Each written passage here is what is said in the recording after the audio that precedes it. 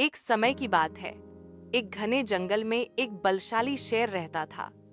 वह जंगल का राजा था और उसकी दहाड़ सुनकर दूर दूर तक के जानवर कांप उठते थे।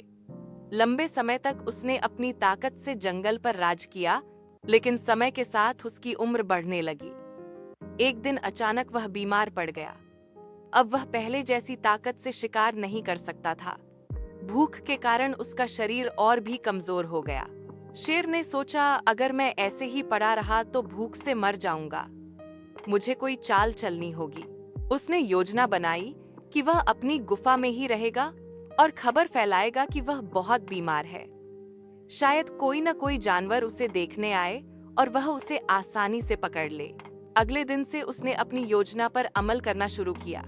वह जोर जोर से कराहने लगा ताकि दूर तक उसकी आवाज पहुंचे। जंगल के जानवरों ने सुना कि शेर बीमार है और धीरे धीरे कुछ जानवर उसे देखने आने लगे। जैसे ही कोई गुफा में प्रवेश करता, उसे दबोच लेता और अपना पेट भरता। कई दिन तक यही चलता रहा।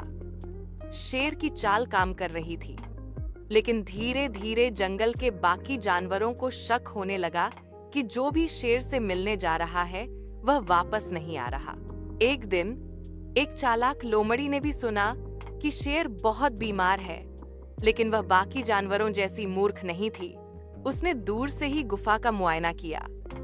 उसने देखा कि गुफा के अंदर जाने वाले जानवरों के पैरों के निशान तो हैं, लेकिन बाहर आने वाले किसी के नहीं। लोमड़ी ने सोचा, यहाँ कुछ गड़बड़ है। अगर मैं अंदर गई तो शायद मेरा भी यही हाल होगा। शेर ने लोमड़ी को बाहर खड़े देखा और कहा, अरे लोमड़ी बहन, अंदर आओ। देखो मैं कितना बीमार हूँ। तुम्हें देखकर मुझे अच्छा लगेगा। लोमड़ी ने चतुराई से जवाब दिया, महाराज, मैं तो आपकी तबीयत देखने आई थी, लेकिन मैंने देखा कि यहाँ आने वाले सबके पैरों के निशान अंदर की ओर हैं, बाहर की ओर किसी के नहीं। लगता है जो भी अंदर आया वो फिर बाहर न निकल पाया।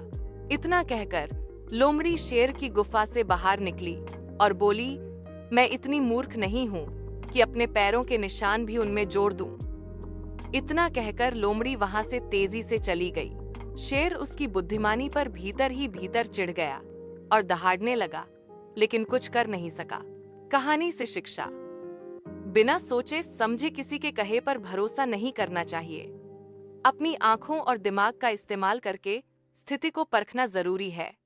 चालाकी और सावधानी से ही कठिन परिस्थितियों से बचा जा सकता है।